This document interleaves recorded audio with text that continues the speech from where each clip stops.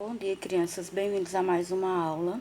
Hoje nós temos no nosso horário matemática e geografia. Então, nós vamos começar agora com matemática, corrigindo as questões, das estratégias de adição que a gente estudou na aula anterior, que é a questão A e B, certo?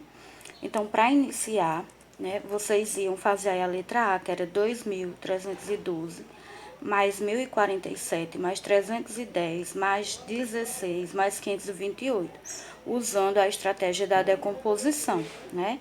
Então, o primeiro algarismo aí, o primeiro número é 2.312. Então, vocês iam decompor este número, né? Colocando aqui, ó. O primeiro número seria 2.000, não tá dando aí para focar direito, mas eu vou dizendo aqui a vocês. Então, ficaria da seguinte forma: 2.000 mais 300 mais 10 mais 2. Abaixo, você ia colocar o segundo algarismo, que era 1.047. Então, ia ficar 1.000 mais 40 mais 7. O terceiro número, que era 310. Então, ficaria 300 mais 10. E o 16, 10 mais 6. O último, que é 528, 500 mais 20 mais 8. Aí, você ia começar fazendo a adição das unidades de milhares. Então, você tem 2.000 mais 1.000, que dá 3.000. Então, aqui abaixo, você colocaria 3.000. Ó, então, ficaria dessa forma aqui, ó. Primeiro, 2.000 mais 300 mais 10 mais 2. Aí, 1.000 mais 40 mais 7. 300 mais 10, 10 mais 6, 500 mais 20 mais 8. Aí, esta última linha seria a adição, né? Começando... Deixa eu ver se foca aí para vocês.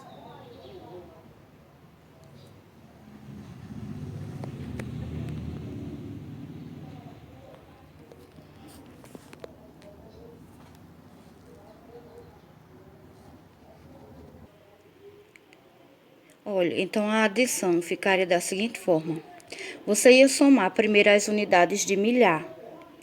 No caso aqui, ó, 3.000, né? Porque é 2.000 mais 1.000. Aí dá 3.000, que é o que tá aqui embaixo. Depois, você somaria as centenas, que seria 300 mais 300 mais 500, que daria 1.100. Mais, aí você somaria as dezenas, que seria 10 mais 40 mais 10 mais 20, que aí dá 90. E por último, as unidades, que seria 2 mais 7 mais 6 mais 8, que daria 23. Aí você faria a primeira soma, 3.000 mais 1.100, 4.100, mais 90 mais 23, 103. Então, o total ficaria 4.213. Seria o resultado final. A seguinte é a mesma coisa. O primeiro número é 3.004, então ficaria 3.000 mais 4. Veja que a unidade ficou mais afastada, porque ele deixou o espaço da centena e da dezena. Abaixo era 244, então ficou 200 mais 40 mais 4. E o próximo número, 463, 400 mais 60 mais 3. Aí aqui abaixo, o próximo número, 1.000 mais 300 mais 80 mais 2, que era o número 1.382. E por último, 748, que é 700 mais 40, aliás, 748. Aqui tá 5, tá errado. Seria um 8 aqui no final. Então, somando primeiro as unidades de milhar, ficaria 3.000 mais 1.000. Veja aqui embaixo que já tem o resultado, que é, ó, 4.000. Aí, mais, seria as centenas. 200 mais 400 dá 600. Mais 300, 900. Mais 700, 1.600, que é o que tá aqui, ó. Então, esse 4.000 é das unidades de milhar e esse 1.600 são das centenas, são essas aqui. Aí, aqui, a gente vai somar as dezenas, que é 40, que são as que estão circuladas, né, em forma de retângulo. Então, 40 mais 60, 100, mais 80, 180, mais 40, 220. Então, é o que tem aqui, ó. Aí, aí 4 mais 4, que são as unidades aqui, ó. 4 mais 4, 8, mais 3, 11, mais 2, 13. Aí, aqui, no caso, seria 8, né? Eles erraram, colocaram 5, mas seria 8. Então, 13 mais 8, 21. Aqui a soma tá certa, 21.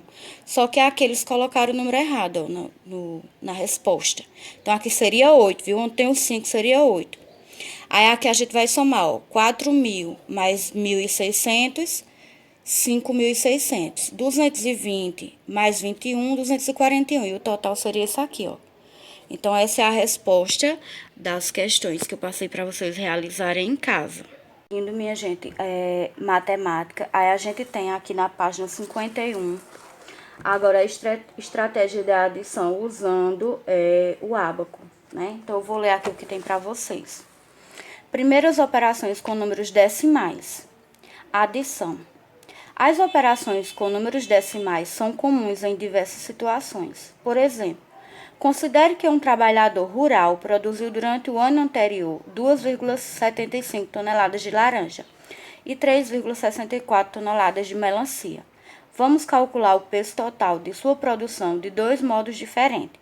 Então, o primeiro modo que a gente vai ver é usando o ábaco. Então, no primeiro ábaco, aqui, a gente tem a representação do número decimal 2,75. Então, aqui a gente tem unidade. Aí, aqui a gente tem o D minúsculo, que é o D de décimo, e o C minúsculo, que é o C de centésimo. Então, aqui eu tenho 2 unidades. Aí, aqui no caso seria a vírgula, né? Para começar os números decimais. Aqui eu tenho 7 décimos e 5 centésimos, porque é 2,75. Aqui ele já tá fazendo a adição. Veja só. Essa parte de baixo aqui, ó, essas argolinhas de baixo, é o 2,75. E aqui já é o próximo número, né? Que é 3,64. Então, aqui, ó, quando ele juntar 3 argolinhas, que é do 3,64, mais 2 argolinhas, que é do 2,75, vai dar 5 unidades, que é o que tá aqui, ó. Quando ele somar 6 mais 7, vai dar 13. Então, ele vai botar um décimo aqui, ó. Tá vendo? E 3 ele vai colocar aqui. Aí, aqui, ele vai somar, ó, 4 centésimos mais 5 centésimos, que vai dar 9. Então, quando a gente somar, aí aqui vai ficar 5, aqui vai ficar 3, e aqui vai ficar, ó, 1, 2, 3... 4, 5, 6, 7, 8, 9. 9 argolinhas. Então, dessa forma, o resultado da adição 2,75 mais 3,64 daria 6,39. Que seria o resultado que está aqui no último ábaco, ó. 6,39, tá vendo? São 3 décimos, né? 30 e aqui 9 centésimos. Então, 6,39 seria o resultado. Essa é a primeira estratégia, que é usando o ábaco. Agora, aqui abaixo, a gente vai ver a estratégia usando o quadro de valor posicional. No quadro de valor posicional, com números decimais, como aqui os números que a gente tá somando só tem unidade, não tem dezena nem centena, então aqui tem só a ordem das unidades, né? Unidade simples. Aí aqui a gente tem o espaço da vírgula, aqui a gente tem décimo e aqui a gente tem centésimo. Então, o primeiro número é 2,75 e o segundo número que a gente vai somar é 3,84. Então, aqui, ó, o resultado, né, seria 5 mais 4, 9, 7 mais 6, 13, só que subiu 1 aqui, né? Foi 1 para a unidade. 1 mais 2, 3. 3 mais 3, 6. Então, daria 6,39, que é o que eu expliquei a vocês. Aí, agora, para casa, vocês vão fazer essa questão que tá abaixo. Usando o quadro de valor posicional. Vocês vão desenhar o quadro de valor posicional, igual tá aqui no modelo que a Keiko e o Vitor estão mostrando a vocês, ó. A Keiko e o Vitor, né? A Keiko tá dizendo assim. Assim como no ábaco, somamos unidade com unidade, décimo com décimo, centésimo com centésimo. Aí o Vitor disse, então, lembre-se, coloque sempre vírgula embaixo de vírgula, que é o que eu já expliquei a vocês. É número abaixo de número, vírgula abaixo de vírgula, senão a continha dá errada. Então, vocês vão desenhar esse mesmo quadro de valor posicional aqui abaixo, vão colocar o primeiro número, o segundo número e vão somar. Então, essa é a tarefinha de hoje de matemática, tá certo? Agora, a gente vai para a geografia. Gente, olha, em geografia, na aula anterior, a gente fez a leitura desse trecho da música, né? Fábrica, de Renato Russo. E ficou para vocês responderem aqui a sessão para iniciar. Então, a gente vai corrigir agora.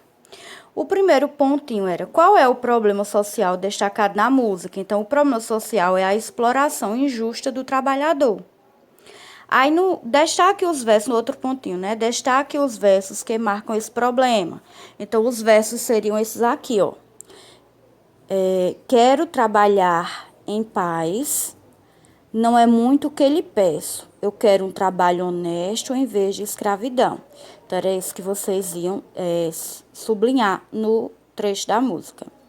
Vindo aqui para outra página, a gente tem o terceiro pontinho.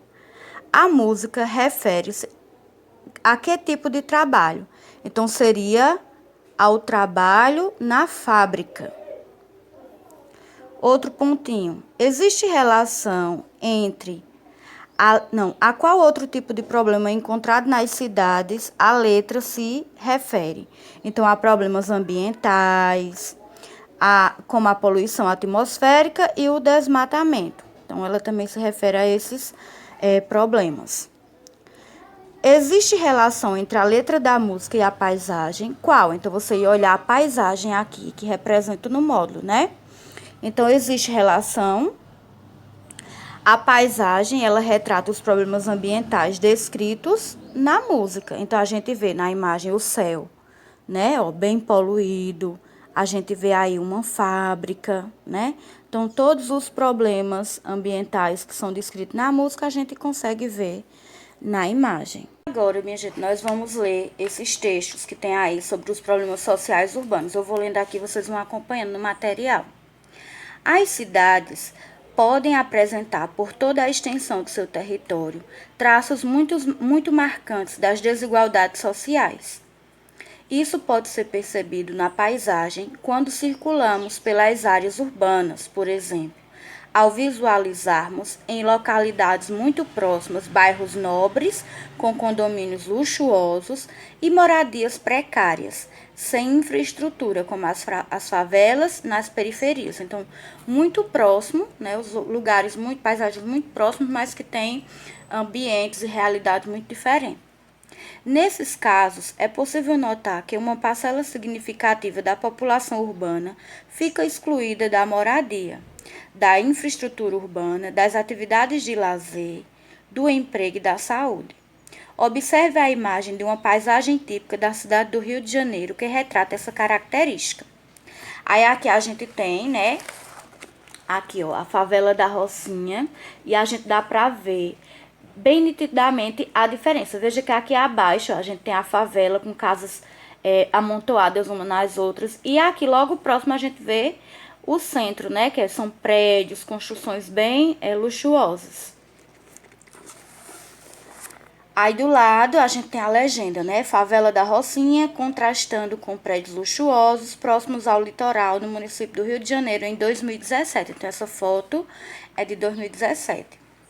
Abaixo diz assim: a origem dessa desigualdade visível no espaço está ligada à má distribuição de renda, ao desemprego e ao preço do solo urbano, que juntos acabam contribuindo para gerar a exclusão social e espacial. Então, exclusão social, que são aquelas pessoas que são excluídas da sociedade por ter uma condição de vida mais precária. E espacial, por não ter oportunidade, né, daquele espaço mais luxuoso, mais digno de moradia, por conta dessa má distribuição de renda, né, que é uns com muito dinheiro e outros sem nada, praticamente, na miséria. Então, e isso acontece pela falta de oportunidade de emprego, né, das pessoas.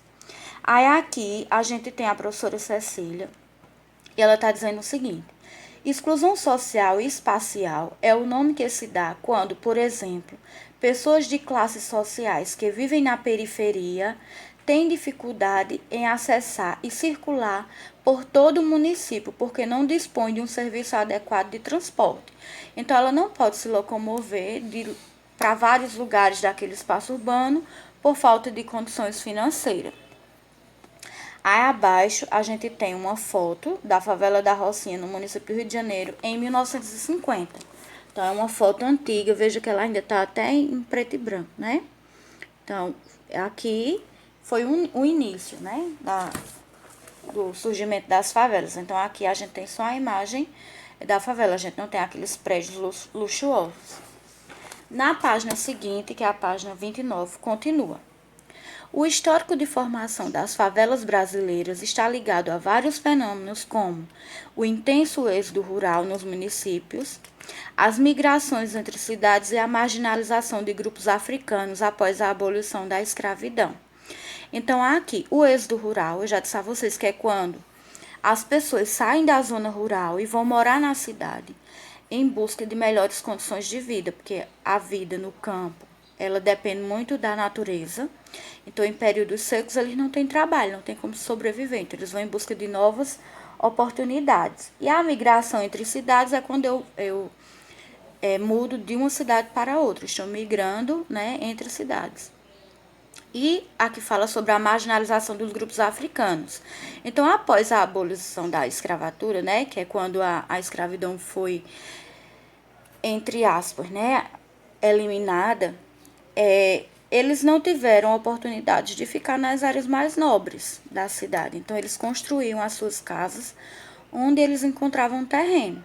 Então, aí foi se formando essa favela com pessoas de baixa renda, que não tinham muitas condições de vida. Então, eles foram construindo onde eles encontravam terreno.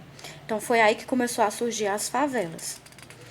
A dificuldade de acesso desses grupos às áreas centrais das cidades, pelo alto preço das moradias, fez com que acabassem se instalando nas periferias das zonas urbanas, em construções improvisadas com restos de materiais de construção, em locais de risco e sem infraestrutura, como em costas de morros. Que é o que eu disse, né? Eles não têm condições de construir uma casa num terreno mais central, no centro da cidade. Então, eles usavam os materiais que eles encontravam e que tinham a possibilidade de utilizar. E em lugares de risco, como perto de morros, que a gente vê muito em jornais, né? Quando tem chuva prolongada, chuvas fortes, muitas pessoas perdendo suas casas porque foram construídas em lugares inapropriados.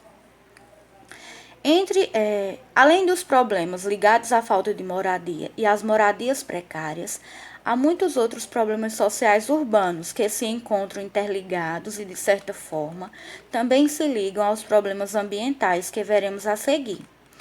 Entre os problemas sociais das cidades, podem se destacar a falta de serviços públicos, entre eles o transporte, a assistência médica, a falta de vagas em creche, a falta de acesso de jovens e crianças a atividades culturais, etc. E, além desses, o tráfico de drogas que está presente em vários lugares da cidade e a violência. A violência urbana ocorre de diversas maneiras. Perseguição a minorias, que são aqueles mais pobres. O feminicídio, que é um fenômeno social que a gente estudou, que é o assassinato de mulheres. Assaltos, furtos e abandono de crianças e adolescentes. A desigualdade social leva muitas pessoas a viverem nos centros urbanos de forma indigna. Então, aqui a gente tem dependentes químicos e moradores de rua na Cracolândia, na cidade de São Paulo. A Cracolândia é um lugar em São Paulo onde se reúne, né, os viciados, né, viciados químicos, que não têm uma vida digna, né? Por serem usuários, eles acabam se submetendo a uma vida que não é digna a ninguém, né? Eles precisam roubar para comprar a droga, porque é uma coisa que eles não conseguem ficar sem. Então, às vezes, a família abandona, então eles não têm para onde voltar. Então, tudo isso ocasiona esses problemas sociais. E todos esses problemas sociais, eles advêm da falta de oportunidade, né? A população de emprego, de momentos culturais, como diz aqui no texto, né? Para os jovens, as crianças se entreterem, ocuparem o seu tempo com momentos de aprendizagem. Então, tudo isso ocasiona esses problemas sociais. Na página seguinte, vocês vão fazer essa atividade, que é a atividade interpretando. Então, vocês vão ler aí o texto Só durmo de dia e não confio em ninguém. Então, vocês vão ler e vão responder letra A e B da questão 1, número 2, o 3, que é uma charge, e a seção Fazendo História. Então, essas duas páginas aqui vai ficar como tarefinha de casa, porque a gente só tem geografia uma vez na semana, né? Então, vai dar tempo suficiente de vocês realizarem, que eu tô vendo que muita gente tá mandando as atividades prontas para mim e já estão bem adiantados. Então, vai ficar essas atividades, né? A página 30 e 31 para vocês fazerem em casa, tá certo? E na próxima aula a gente retoma esse assunto e eu vou corrigir essa atividade com vocês. Aí é a oportunidade de vocês corrigirem aquilo que vocês não conseguiram realizar. E qualquer dúvida pode entrar em contato, que a tia tá aqui para ajudar, tá certo? Então, um beijo para vocês e até a próxima aula.